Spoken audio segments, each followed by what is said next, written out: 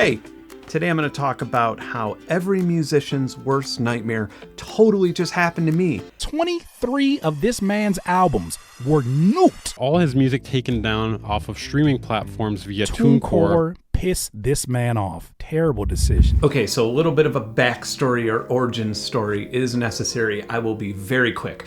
Pretty much my entire life, I've been a professional musician, releasing music and touring under the alias The Flashbulb. I put my music on a digital distributor called TuneCore in 2007, and since then, I have been paying them to distribute it to Spotify, Apple Music, iTunes, virtually everywhere. Since then, I've distributed 23 of my albums, which has amassed over 100 million streams and earned me over $500,000 through TuneCore. In the last 2 years, I've had over 2.6 million individual listeners on Spotify alone. No labels, no PR campaigns, just non-stop grinding for 2 decades.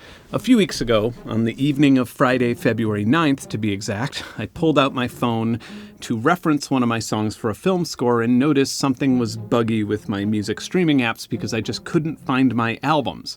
First on Spotify, then on Tidal. So then I opened up some unread texts and social media messages, and some friends and acquaintances were asking why in the world I had removed my entire catalog of music from public access. I went into panic mode and I opened up a laptop, and to my absolute horror, all 23 of my albums were gone from Spotify, Apple Music, Tidal, Amazon, and the other 30 or so stores that they were distributed to. My life's work was scrubbed. So I went through my email and spam folder with a fine-tooth comb. Surely something must have happened. Somebody must have warned me or given me a notification that I missed. I must have missed a payment. No, everything was paid up. Everything was fine. I had no sort of communication about this at all. I didn't even attempt to sleep. I stayed up all night trying to figure out what was going on. I have been extremely critical of Spotify in the past, and I have held short positions in the company. Was this revenge? Were they actually pulling my music because I've criticized the company? After 2 long days of utterly no communication, after hundreds of retweets from my followers, and after large press organizations reached out to TuneCore for comment, the CEO finally responds to me publicly telling me that I emailed them on a weekend, and the support team for this doesn't work on weekends. Amazingly, the person who deletes 23 albums with hundreds of millions of streams works weekends, but the staff that notifies or warns the musician that their income is being removed doesn't work weekends. That's not fucking stupid at all. Then, right after that, I got an email explaining, well, here, pause the video if you want to read it. It's basically saying that Spotify had removed some streams due to abnormal activity. TuneCore followed up with an internal investigation, and they have the right to do whatever they want, including keeping my money, and there's nothing that I can do about it. Within a few days, some peers and connections reached out, and I had spoken to some folks from TuneCore's parent company. And then both music media and mainstream press started covering the story, and I had a legal demand letter being drafted. Spotify publicly said that they did not request for my music to be taken off their service, but had just notified TuneCore about abnormal activity. And then finally, I had a cordial, productive conversation with some of the higher-ups at TuneCore, but there still was no technical explanation of why they removed my entire library of music from all stores. And of course, I never got those details about the internal investigation, and I certainly never got a public apology, but my music was reinstated, and within a few weeks, it appeared back on the streaming services. So yay, the problem was fixed. Water under the bridge, right? Well, no, because in the time that my music was pulled, I lost a lot of traction. The dead songs and albums got booted from playlists and radio stations, and my Spotify listeners permanently dropped by 18.1%. That might not sound like a lot, but over the next year, that's hundreds of thousands of listeners and millions of streams. And it's not just for a month. This drop will be reflected in the recommendation algorithm on these services, and it'll haunt me for a while. And that's money that I will never get back unless I win a lawsuit for damages. In the month since this happened, I've been contacted by dozens of, maybe even over 100 musicians at this point who have been trying to get TuneCore or another digital distributor just to hear them out for a moment so they could have their life's work as a musician restored. And there's very little that I could do for them, and it's tragic, and I'm fucking mad about it. I've been trying to refocus that angry energy to figure out how possible it is to start my own digital distribution platform. More on that later. I have some good news with that. Otherwise, I've just been trying to get to the bottom of what's going on, and I did a lot of data diving in the last month, and yeah, this video is just full of bad news, and if you're a musician and you like being happy, you should just go watch something else. Okay, I warned you. Let's go back to where all this started. That way, the timeline of this video will match the timeline of music distribution, in that both will progressively get more fucked up over time. It's clearly going to make music lovers happy, and we think it's going to make soft drink lovers happy. But it's also going to make the labels really happy. They're getting paid. Hi, I'm Dawn Hudson, president of Pepsi-Cola North America. And we are absolutely thrilled to be working with Apple. This great device allows you to download music and so easily carry it anywhere you go. The legal downloading of music. And it's going to make Pepsi very happy, and we think it's going to make us very happy with iTunes as well. So this is a everybody wins promotion. Woo! What a good day for music. On January 9th, 2003, Steve Jobs announced iTunes in the Apple Music Store, and he boasted that this digital music store would only have good music that Apple and their label friends approved. Record companies, the music companies, do a great service. They edit. Did you know that if you and I record a song for $40, we can pay a few of the services to get it on their site through some intermediaries? We can be on Rhapsody, we can be on all these other guys for $40. Well, we don't want to let that stuff on our site. And so we've had to edit it, and these are 400,000 quality songs. They're from all the big five, right there. He's not wrong. Poor people just can't write music. Throughout history, only the most expensively made music is worth listening to. To even write some notes on a piece of paper costs, what, $150,000, $200,000? Steve, give us an example of what some good music is. Example. I was tooting around the other night, and in world music, which I don't listen too much of, and I staff favorites, what's this? And I just started listening to it. Anyway, apparently everybody was on board with a maniacal turtlenecked billionaire curating their entire song library. Fortunately, it didn't take very long for somebody to explain to Steve that there tends to be a lot more money made from all of the music than from just the music that Apple likes. So Apple started allowing anybody to put music on iTunes, but they didn't feel like managing the royalties or dealing with any of the metadata. So in came yet another middleman opportunity in music, something that absolutely doesn't need to exist: digital music distributors. Now, there is a chance that some of my viewers are thinking, digital distribution, isn't that just sending a file to somebody, and can't the payment just be had through PayPal or something like that? No, we needed to create a multi-billion-dollar industry between the musician and the person who listens to their music. So in 2005, if you bought my music on iTunes, Apple would keep 30%. Then a digital distributor would take 40% of that, and then my label would take 50% of what remained, leaving me with... All I hear, go get the money, so I go get it. And of course, that's only after label promotion and manufacturing costs were recouped. But then in comes a company called CD Baby, who was initially known for shipping babies insulated by CDs. And they partnered with Apple to let independent musicians distribute music to iTunes for a fee and/or percentage of sale. TuneCore was founded in 2006 and offered a similar service, charging a flat fee per album for distribution. And boy, TuneCore was not cheap. There was a point where I was paying in excess of $1,000 annually to keep my albums on iTunes and streaming services. By 2012, TuneCore was being paid these high fees to distribute over 10% of the entire iTunes music library, yet somehow was dealing with harsh cash flow issues and allegedly was even insolvent for a period of time. They would later be acquired by Believe Music, who, as of this week, may be acquired by Warner Music Group. Now, Warner Music Group is owned and controlled by Access Holdings, who also owns the controlling equity in Deezer, and they have deep investments in Amazon, Beats by Dre, and, of course, Spotify. So if this Warner and Believe acquisition goes through, I will release a complex 950-page instruction manual titled How to Listen to Music Without Giving Money to a Far Right-Wing Super PAC, because it's about to get pretty fucking tricky. DistroKid came onto the scene in 2013 with a low flat fee for virtually unlimited releases, which made putting music in digital stores and streaming platforms much more affordable for an independent musician. Spotify, instead of offering artists a way to upload music directly that Spotify could then make money off of, instead invested in DistroKid so they could make money off of the process of growing their library and making Spotify money. Now, not enough money to make a profit, let's not get crazy.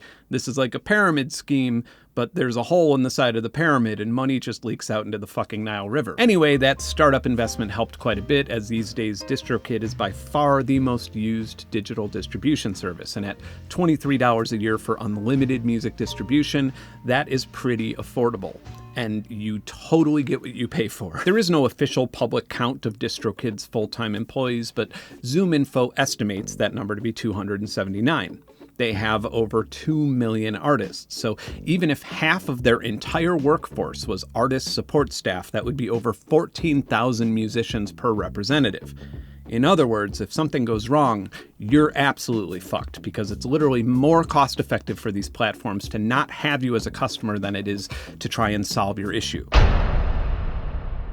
Since the beginning of digital music streaming, someone somewhere has been trying to circumvent the system to milk royalties, and it hasn't been all that difficult. In fact, organized crime in Sweden has been laundering money through Spotify for years. This handsome guy made a whole video about it. But from the criminal's perspective, the problem with fake streams is that you need to do it very subtly and carefully over very long periods of time to avoid getting caught. And when I made this video, I spoke to some people who did it, and I looked at their numbers, and it's actually not worth doing for the money alone unless you're trying to launder it or something like that. It's a bit like counting cards in blackjack. If you do it perfectly and carefully without raising suspicion and you don't make any mistakes, you can make about $19 an hour or so.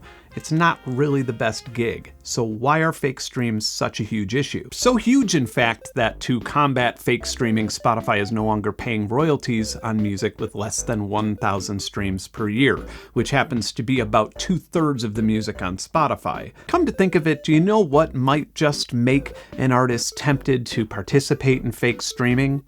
Not paying them any of the royalties they're owed until they reach a certain threshold. So congratulations, Spotify, you may have just actually made fake streaming a net positive for musicians. Okay, so on the other side of this artificial stream thing, this is such a clusterfuck that I'm going to need to draw it out. Allegedly, Spotify is now fining record labels and digital distributors like DistroKid and TuneCore $10 per song that they suspect is receiving 90% or more artificial streams, which I don't even understand the logic, but sure. Now, DistroKid, the company that musicians hire to put their music on Spotify on their behalf, are acting as a mouthpiece for Spotify and finding the musicians $10 per song to be considered to go back onto Spotify. Now, here's the kicker. Spotify once owned a hefty minority stake in DistroKid, and they sold most of it off. And now, from what I've dug up, they own 4%.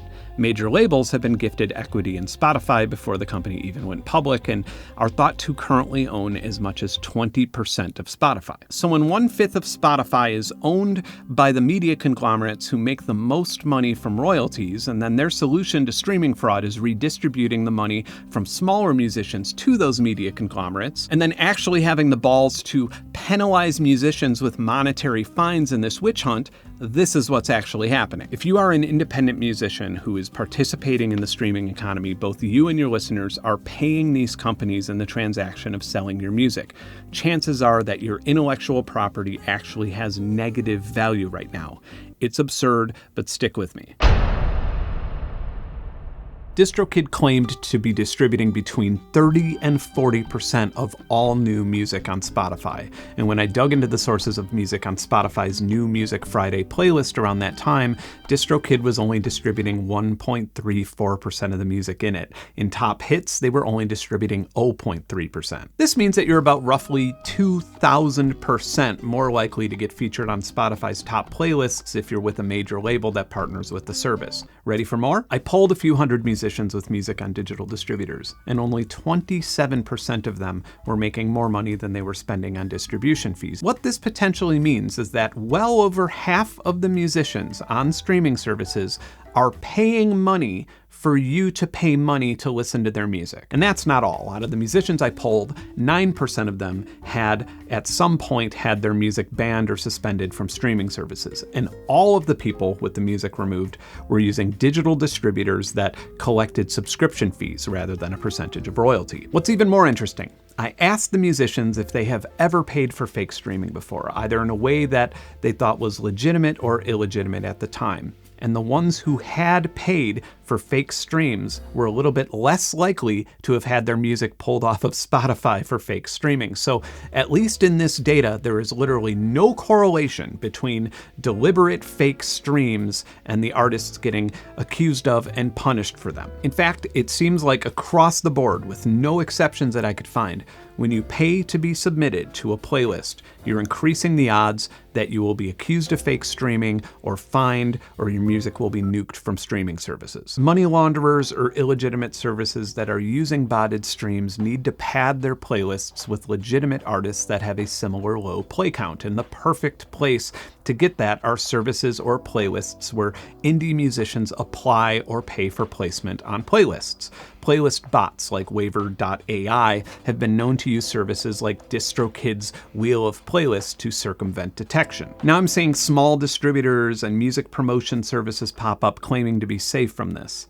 Bullshit. There is no solution to any of this for independent musicians right now because the overall business model doesn't make sense to begin with. The only thing that the fake streaming narrative does is turn underpaid musicians against one another. Just last week, the CEO of Spotify, Daniel Ek, compared being a professional musician to being a professional soccer player. And there is a lot wrong with that analogy, but you know what? Let's go with it. FIFA made $7.6 billion in revenue in 2022, and only $163 million of that went to the players. Every 4 years, a major city loses billions of dollars on infrastructure to host the World Cup, and time after time, it's a financial windfall for FIFA and a financial loss for the city hosting FIFA. So yes, both of these organizations are pitting their underpaid talent against one another. The only difference is that FIFA is a nonprofit organization by design, while Spotify is a publicly traded company that hasn't made a profit in the 18 years of its existence. If you want to share your music with the world for free, I encourage it. There's absolutely nothing wrong with it. I've done it almost my entire career on both my website and even on music piracy sites. Independent musicians have been fooled into believing that they are merchants in this marketplace and their intellectual property is the product. It's not. Unless you're making a major label money, then you are the product in this economy, and its investors intend on leaving with more money than they entered with. So having said all that, which digital distributor am I going to go with? I co-own and co-manage VoiceSwap. This is relevant, I swear it's not just self-promotion. VoiceSwap is creating an ecosystem and a technology that permanently couples artists to AI datasets using their voice or likeness so they can get paid from it forever.